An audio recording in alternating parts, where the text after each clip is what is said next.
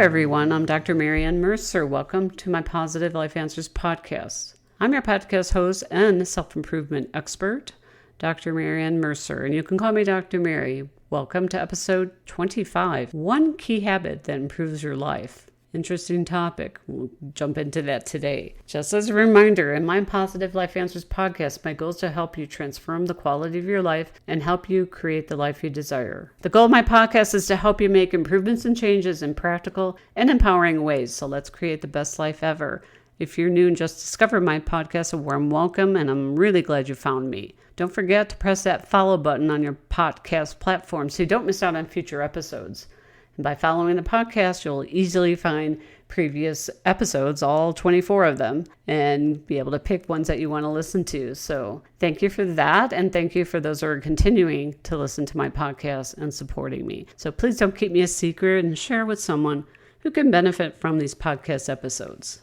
So today's topic, one key habit that will improve your life. So let's welcome Dr. Michael Mercer. Dr. Michael Mercer, or what we call Dr. Mike, is my co-author of several books and audio programs. He's my business partner and my husband.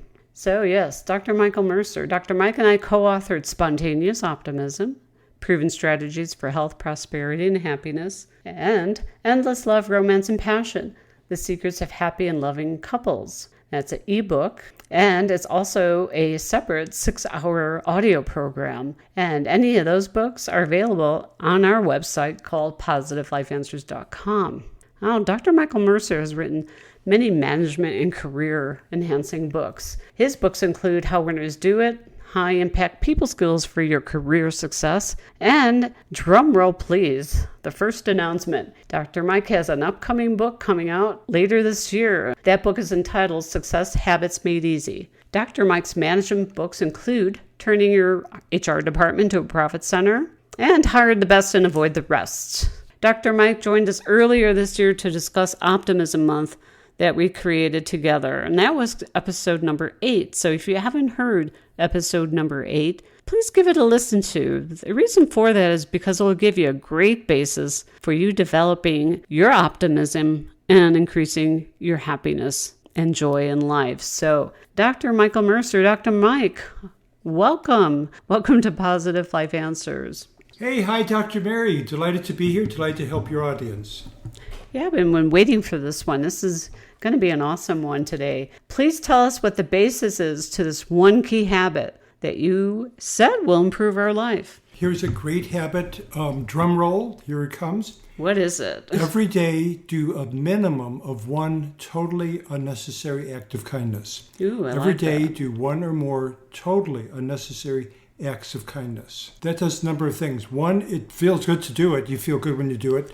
Number two, the person who receives your unnecessary act of kindness feels special and thankful for you. Okay. And also, from a purely selfish, personal point of view, when you do an unnecessary act of kindness, you feel good, so emotionally you feel better about yourself. When you feel better about yourself emotionally, that also helps your physical health, because then you're more likely to have good things going through your blood that you help somebody nicely. That's great. In your book, you wrote, being kind to others has been shown to not only boost the other person's well-being, but also your own well-being. And you said in your manuscript, which I had a good peek at for this upcoming book, that researchers found that being kind could boost happiness in as little as a few days. And this has been shown by studies that researchers have done. The researchers have found this to be true, that groups who displayed kindness saw a significant boost in their happiness. So spreading kindness, as you're going to teach us today, doesn't have to be complicated. And you'll experience greater joy if you get creative with different types of act of kindness. So can you start to give us an example of what that is? Yeah, it's kind of like the old phrase, what goes around comes around. If you give someone an act of kindness, in the outcome, you're probably more likely to receive an act of kindness from somebody sooner or later, or at the very least, you feel good about what you did. And a lot of what I'm talking about now refers to my definition of what I call grace. give us some of your best examples of how do we do that on a daily basis. Well, what you do is you give what I call grace. Now, if I go around with any of your listeners and we ask 10 people what is grace, we get precisely 11 different definitions. That's right. From 10 people. And I know they all probably have some good ideas. Here's my definition of grace. It's 5 behaviors. Okay. Grace is being kind, number 1, kind, 2, caring, 3, helpful, 4, healing, helping people and healing people, and also 5, encouraging people. So 1, kind, 2, caring, 3, being helpful, 4, healing, and 5, being encouraging to people. And when you give people grace, it helps them, and also, lo and behold, it helps you, it helps yourself. So by giving people grace, you're more likely to feel good about yourself, and you're more likely to make other people feel good about themselves. Great. So give us an example, Dr. Mike. Okay, here's an example you could do right away, and I've actually done research on this. Here's the tip. Okay. Give 3 or more compliments a day. Oh. Again, give 3 or more compliments a day. When I was in corporate management, I got a job in corporate management at a big multi-billion-dollar medical supply company called Baxter International. Huge company. The first day on the job, I was in charge of management planning and development. First day on the job, the executive who hired me said, Dr. Mercer, I want you to meet with some of the other high-level executives and officers of the company. We have a problem, and we want you to fix it and solve it. So I met with quite a few of the VPs and presidents of divisions, and here was the problem. The company, we had over 30,000 employees, tended to hire people who are quite intelligent, quite well educated, but some of them were zooming ahead in their careers, getting more and more promotions and more career opportunities. You might say high achievers. And others, although equally intelligent, equally well educated, they weren't going anywhere in their career. They were not getting promotions or career opportunities. You might say underachievers, high achievers and underachievers. So one of the things I did is I have some of the executives and officers tell me, here's some of my employees who are high achievers, and here's the names of some of my employees who are underachievers. Then I spent a full workday with many of the high achievers, tagging along, following them literally from the time they got to the office to the time they left, watching what they did. And I did the same thing, tagging along, shadowing underachievers. I spend whole work days with many underachievers, the executives listed for me. And I'd watch them and spend, literally, if they went to lunch, I went to lunch. If they went to a meeting, I went to the meeting. If they sat at their desk, I sat at their desk. And one of the things I noticed, one of the major big differences between high achievers and underachievers is this. High achievers consistently gave an average of 3 or more compliments a day. Again, high achievers, gave a minimum of 3 or more compliments a day, whereas the underachievers typically gave 0 compliments a day or maybe 1 compliment a day. That's a big difference. Huge difference. So high achievers give 3 or more compliments a day. You want to do that. So give 3 or more compliments a day. It makes people feel good. In fact, I wrote about this research in my first book, the book called How Winners Do It. I was going to say, How yes. Impact People Skills for Your Career Success. That's wonderful, and that's really easy to do. That's a great tip, Dr. Mike. I know you're dying to tell us another one. Go for it. Absolutely.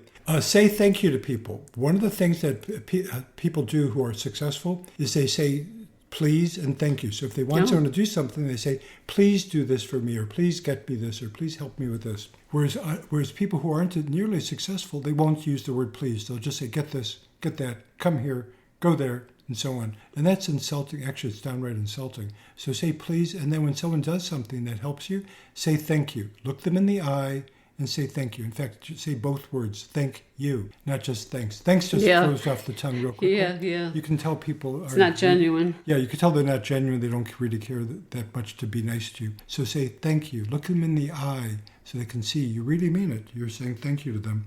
You have a story. Actually, Dr. Mike and I had a great experience practicing what we preach by using the words please and thank you. So Dr. Mike, please take the honor of sharing this personal story. Yeah, we went on kind of a long, it was a bit over a week cruise ship vacation. The last day of the trip, one of the employees, he worked in food service and making coffee for people and things like that. Yeah, server, Yeah, he came up to us and he said, you've made me feel real good. You've been the best customers here I've dealt with. Really glad you've been on the trip. He said, what do we do? He said, every single time we asked him for something, food or coffee or or whatever, we'd say please, and then when he'd bring it, we said thank you. He said no other customer said please or thank you every single time. Isn't that amazing? Yeah. And 300 people, he singled us out as the most connecting people that he encountered on that cruise by saying please and thank you every single time we dealt with him.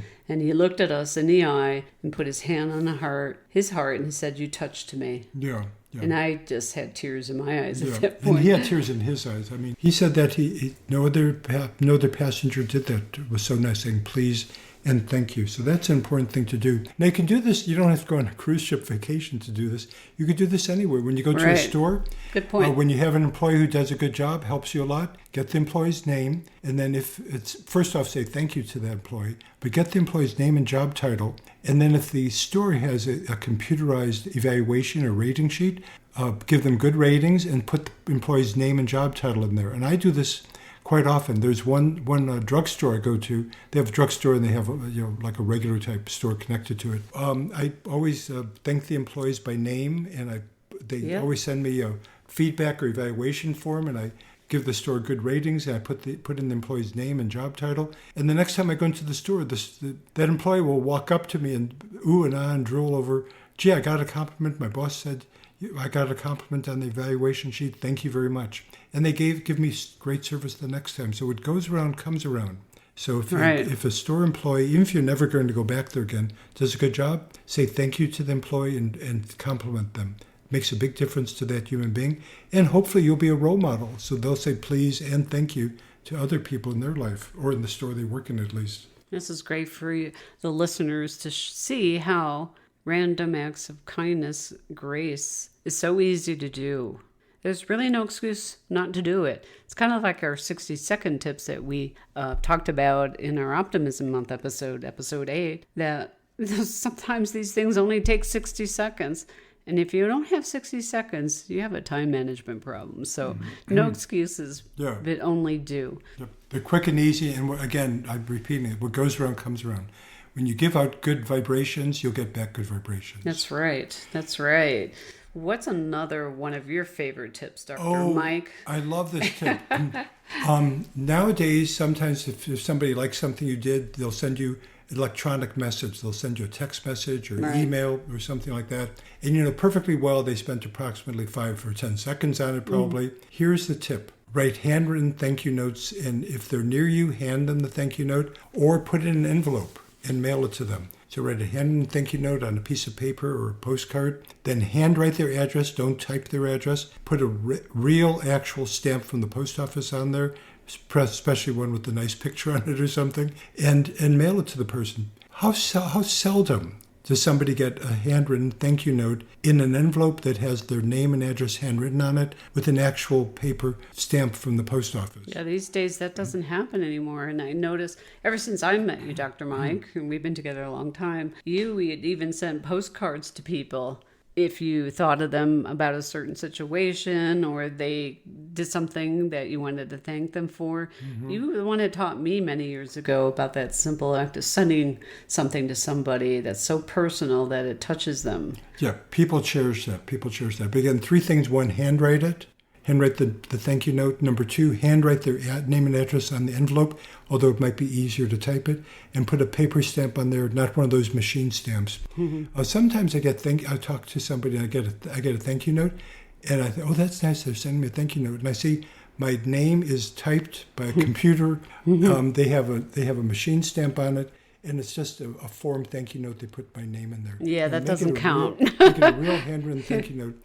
One other thing you can do that's nice is, let's say you go someplace that somebody's talked about, and you get a postcard and mail it to them. For example, I heard somebody talk about the Grand Canyon. I went to the Grand Canyon. I got them a postcard, and I mailed the postcard to them. And my advice too, if you can't think of a reason to send somebody a thank you card or a postcard in their interest, I get an envelope from my brother, Joe, at least once a month, and it contains clipping of articles that he think I might enjoy, or he knows that I'm working on a certain topic or researching some topics for writing or this podcast, and he'll send me an envelope with these paper clippings. And I'll tell you, the time that it takes to do that And the thoughtfulness gives me great joy, and I'm sure it does for him too. So just be creative here. Postcards, thank you note, sending an article you think somebody might enjoy.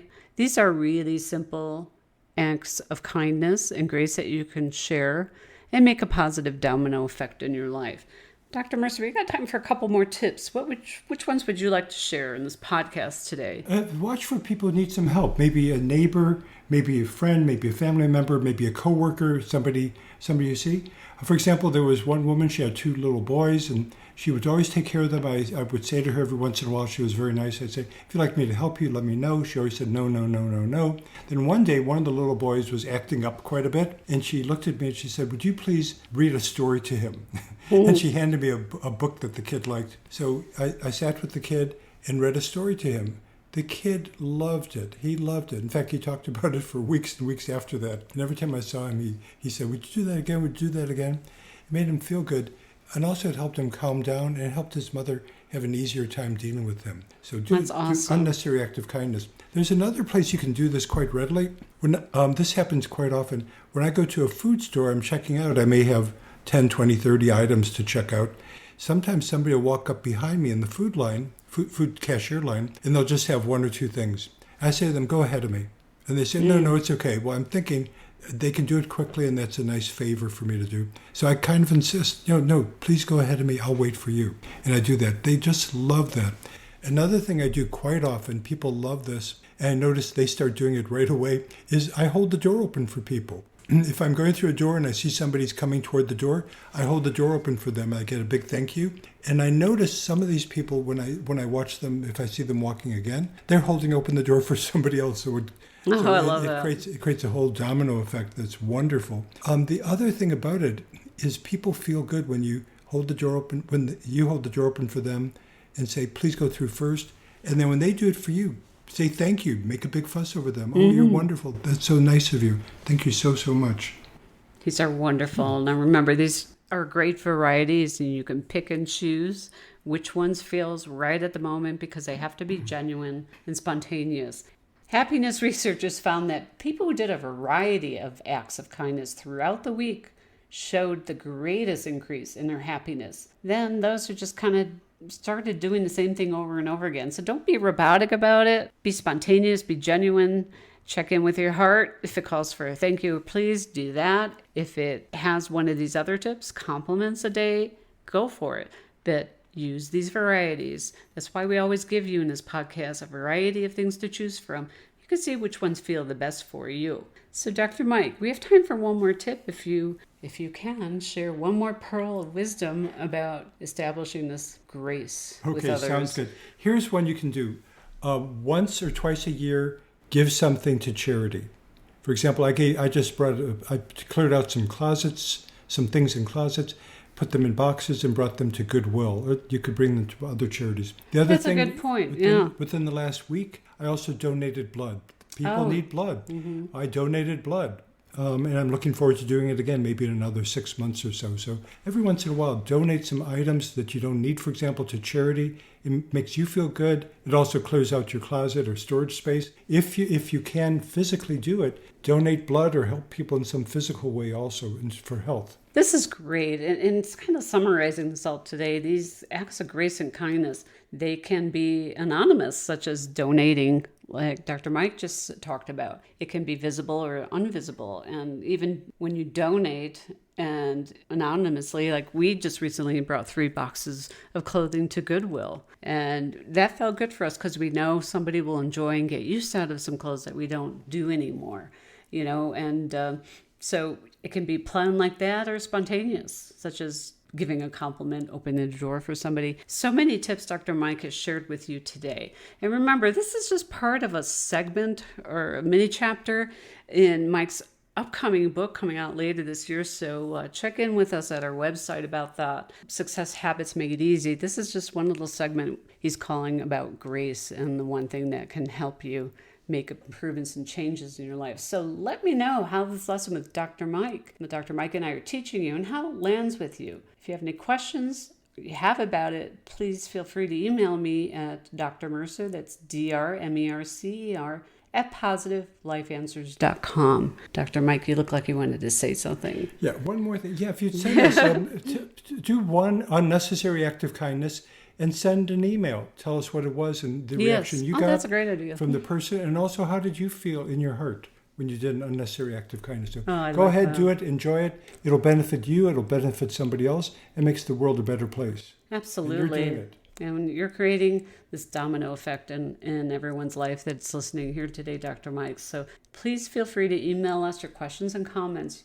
using the email address I just gave you, or going to positivelifeanswers.com and using that Contact Us form on the website. We will respond to your questions and comments. So if you're stuck and need more help with these topics or any ideas that we had here today, you can contact us about our unique intensive coaching sessions that Dr. Mike and I created, as we talked about once before in this podcast. So if you're interested in these intensive coaching sessions, use that email or the Contact Us form on the website to contact us regarding the sessions and requests also to speak at your organizations and conferences. Dr. Mike and I are opening the door, so contact us if you're interested in intensive coaching, and we'll give you a free 30-minute phone call and assessment to see if the intensive coaching session packages can be of help to you. So this is time limited. If you contact us now at the website or the email, I can sign you up for a 30-minute kind of like introduction and assessment into our intensive coaching sessions. So please be aware of that, and we'll look forward to hearing from you. Also go to Positive Life Answers and sign up for our free newsletter and our free guide you'll get as a gift, and we do mean free if you sign up for our newsletter called Quick Tips to Become More Upbeat and Optimistic. Thank you, Dr. Mike, for joining us today. I think the listeners got so much out of it, and it's always great to have you, and I can't wait to have you back to talk about more of your success habits made easy when it comes time for your book. Good. Well, thank you for inviting me, and I'm looking forward to hearing of the successes people get doing these habits. And Dr. Mike's also a professional speaker. His recent workshops have been so highly requested on creating an optimistic and productive workplace. Did I get that title right? Yes. That's one of the recent ones that are really gaining traction to a lot of organizations, companies, and associations. So feel free to contact us in regard to Dr. Mike speaking at your next meeting or conference. A note to my listeners, this podcast aims to provide useful information to my listeners. It's published with the understanding that your host, Dr. Mary Mercer, and her guest today, Dr. Michael Mercer, is not engaged in rendering professional services such as counseling or therapy through the contents and comments of this podcast. If professional services is sought by the listeners, such as counseling, therapy, or medical advice, then the listener is responsible for seeking services of a competent professional. So contact your local psychological station or contact your primary care doctor in your area for local referrals. So thank you for listening. Thank you, Dr. Mike. It was a great session today. Look forward to having you come back again. So everyone out there, make it a fantastic week. This is Dr. Mary. Thank you.